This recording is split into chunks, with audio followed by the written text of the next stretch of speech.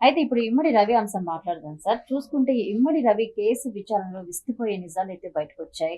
అంటే money laundering జరిగిందని కూడా చెప్తున్నారు. తిను ఒక్కడే ఇంత పైరసీ చేయగలడా అన్న కోణంలో కూడా విచారిస్తున్నారు. ఇంకా దీన్ని మనం ఎలా చూడాలి? సీ నేనేం చెప్తానంటే ఫర్ ఎగ్జాంపుల్ అతను సర్వర్స్ ఏవో ఎక్కడో ఆహ్, ఆహ్, నాకు తెలిసి 100 పైన వెబ్‌సైట్స్ ఉన్నట్లు పేపర్‌లో చదివినాం. అదంతా పేపర్ ఇన్ఫర్మేషనే. ఆహ్, మనం ఇప్పుడు ప్రైమా ఫేసి మనం ఏమి కంక్లూడ్ చేయడం. ఖచ్చితంగా అతనికి సపోర్టింగ్ టీమ్ ఉంటుంది. ఫర్ ఎగ్జాంపుల్ ఒక థియేటర్‌లో రికార్డ్ చేసి అతని దగ్గరికి రావాలంటే రికార్డ్ చేసేవాళ్ళుంటారు. ప్లస్ దాన్ని పంపించాలి. సేమ్ టైమ్‌లో అతను ఇంకొక సైట్‌లో అప్‌లోడ్ చేయాలంటే అక్కడ స్పేస్ తీసుకొని ఉండొచ్చు.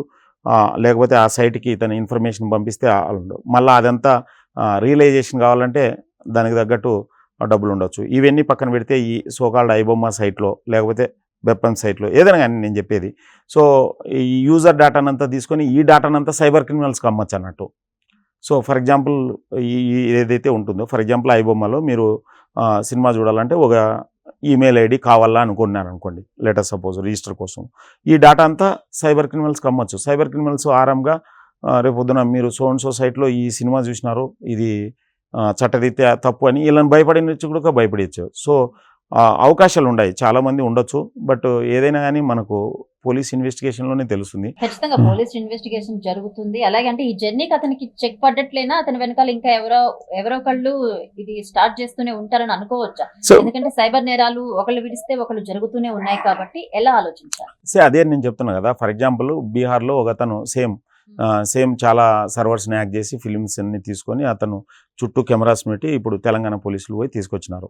సో, ఇవి నిరంతరంగా జరిగేటివే. ఈళ్ళు ఎంతసేపు ఉన్నా గాని ఈ ఈ ఒకవేళ జరిగిన తర్వాత అనుకోకుండా సో కాల్డ్ అప్‌లోడు ఎవరున్నాడు ఐబొమ్మ రవి అయితే ఎవరైతే ఉండారో ఇమ్మడి ఆహ్, అతను ఇండియాలో ఉన్నాడు కాబట్టి సరిపోయింది. అతను ఇంగా వేరే దేశంలో ఉండి ఆ దేశంకు, మన దేశంకు సరింగా ట్రీటీస్ లేవనుకోండి. Extradition treaties. అతను అక్కడే ఉండిండు. చాలామంది ఉండారు గదా! ఇప్పుడు విజయ్ మాల్యా, అంగూరు, నీరవ్ మోడీ చాలా మంది ఉండారు గదా! సో, అట్లా అతను వేరే దేశంలో ఉంటే అతను వేరే ఐ థింక్ పర్సనల్ రీజన్స్ వలనో, ఇంకో రీజన్స్ వలనో అతన్ని ఈజీగా ట్రేస్ చేయగలిగినారు. అది పేమెంట్ రూపంలో కావచ్చు, ఇంకో రూపంలో కావచ్చు అన్నట్టు. సో, అతన్ని ట్రేస్ చేయడం వలన పోలీసులు పట్టుకున్నారన్నట్టు. అతను సపోజ్ నేను పేర్లు చెప్పలేను గానీ కొంతమంది అమెరికాలో ఉండారు. లేకపోతే కొంతమంది రకరకాల దేశాల్లో ఉండారు. సో, వాళ్ళు రాజకీయ నాయకుల మీద తిడుతుండొచ్చు. లేకపోతే వాళ్ళ కుటుంబ సభ్యుల మీద తిడుతుండొచ్చు. సో, వాళ్ళు ఇండియాకి రావాలంటే ఇక్కడ కేసులు ఉన్నాయి కాబట్టి రాలేరన్నట్టు. సో, అట్లా కేస్ తీవ్రతను బట్టి అంటే ఇండియా గవర్నమెంట్ ఎంత ఇంపార్టెన్స్ ఇస్తుందని బట్టి ఆ దేశానికి, మన దేశానికి ఉన్న సత్సంబంధాలను బట్టి అంటే ఎక్స్‌ట్రాడిషన్ ట్రీటీ అంటారన్నట్టు. సో, దాన్ని బట్టి వాళ్ళను రప్పించగలుగుతారు. సో, ఎవరైతే ఇతనున్నాడో ఈ ఐబొమ్మ రవి ఇండియాలో ఉండడం వల్ల పోలీసుల పని చాలా సులభమైందన్నట్టు. చెప్తున్నట్లు తను ఇక్కడన్న ఆస్తులు అమ్ముకోవడానికి లేదా వైఫ్‌కి సంబంధించి విడాకులు ఇవ్వడానికి వచ్చారు. ఏదన్నా కావచ్చు కానీ పోలీసులు మాత్రం పట్టుకున్నారు. కానీ విచారణలో విస్తుపోయే నిజాలు బయటపడ్డాయి. నేనే చేశానంటూ కూడా అతను ఒప్పుకున్నాడు. సో, ఇప్పుడు చూసుకుంటే అసలు దేశ డిజిటల్‌కి కూడా ఇతను ప్రమాదం అని చెప్పి పోలీసులు చెప్తున్నారు. అంటే లేదు. ఇంకేమైనా చేయొచ్చేమో చెప్పలేము. లేదు ఇతనే గాదు. చాలామంది హ్యాకర్స్ ఉన్నారు.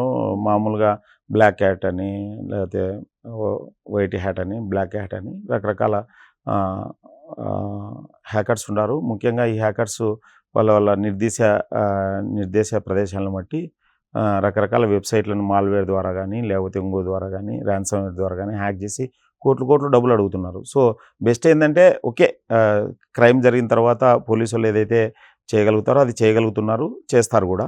సో, బెస్ట్ ఏందంటే మనము ఇలాంటి నుంచి లెసన్స్ ఏం నేర్చుకోగలుగుతాం అది ఇంపార్టెంట్ అన్నట్టు. సో, మీ సైట్‌లను సెక్యూర్‌గా ఉంచుకోండి. సో, సైబర్ ఆడిటింగ్ చేయండి రెగ్యులర్‌గా. సో, సైబర్ ఆడిటింగ్ చేయాలంటే కంపల్సరీ మీరు మీ సిస్టమ్‌ను ఫర్ ఎగ్జాంపుల్ మనం హెల్త్‌కు డయాగ్నోసిస్ ఎట్లా చేపించుకుంటాం? సో, సేమ్ వే లేకపోతే ఒక చార్టర్డ్ అకౌంటెంట్ ఫైనాన్స్ లేకపోతే అకౌంటింగ్, ఆడిటింగ్ ఎట్లా చేస్తాడు? Same way. సో, ఇది గూడా అంతే. మీరు మీ సిస్టమ్స్‌ని రెగ్యులర్‌గా సైబర్ ఆడిటింగ్ చేయండి. తద్వారా ఆహ్, ఖచ్చితంగా మీరు ఇలాంటి ప్రమాదాల నుంచి తక్కువ డ్యామేజ్ ఉండే అవకాశం ఉంటుందన్నట్టు. ఓకే. సరే. అంటే ఇటువంటి వాళ్ళకి ఎటువంటి శిక్ష పడే అవకాశం ఉంటుంది ఎక్కువగా? సో, దాంట్లో ఉంటుందన్నట్టు.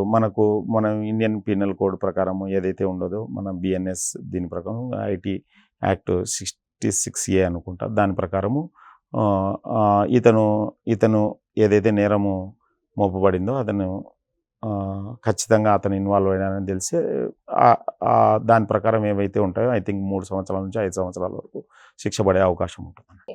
అంటే ఈ ఓటీపీ హ్యాకింగ్ ను కట్టడి చేసే కొత్త టెక్నాలజీ త్వరలో అందుబాటులో వస్తుందని కూడా చెప్తున్నారు. చూడొచ్చా త్వరలో మనం? అట్లా ఓటీపీ హ్యాకింగ్ అంటే ఏం లేదు, మీ ఫోన్ హ్యాక్ అవుతేనే ఓటీపీ అవుతుంది అన్నట్టు సింపుల్గా. సో మీ ఫోన్ హ్యాక్ కావాలంటే ఎవరైనా పంపిస్తే ఏపీకే ఫైల్స్ నొక్కకండి. ఏపీకే నొక్కితే మన పీక నొక్కినట్లే అన్నట్టు. సో ముఖ్యంగా వెడ్డింగ్ ఇన్విటేషన్ అని, లేకపోతే సమ్ వీడియోస్, ఇది మీ వీడియోనో మీ చిన్నప్పుడు వీడియోనో చూడండి, ఈ హీరో ఆ హీరోయిన్తో తిరిగే వీడియో ఎట్లని .apk అని పంపిస్తారు. మీరు దాని మీద నొక్కితే మీ మొబైల్, ఏపీకే అంటే ఆండ్రాయిడ్ ప్రోగ్రామ్ కిట్ అని, సో అది బ్యాక్గ్రౌండ్ ఆండ్రాయిడ్ అప్లికేషన్కి సంబంధించినది. దాని మీద నొక్కినారంటే ఆటోమేటిక్గా మీ మొబైల్ వాళ్ళ చేతిలోకి వెళ్ళిపోతుంది. లైక్ ఇంటికి తాళం చేయి ఇచ్చినట్లు మీ చేతిలోకి వెళ్ళిపోతుంది అన్నట్టు, వాళ్ళ చేతిలోకి వెళ్ళిపోతుంది. తద్వారా మొబైల్లో వాళ్ళకి ఈవెన్ అన్నీ అబ్జర్వ్ చేయొచ్చు అన్నట్టు. లైక్ మీ ఏమేమి బ్యాంక్ అకౌంట్స్ ఉన్నాయి, ఎవరితో చాట్ చేస్తున్నారు, ఏం చాట్ చేస్తున్నారు, యాజ్ ఇఫ్ వాళ్ళు కూడా మీ మాదిరి చాట్ చేయొచ్చు అన్నట్టు.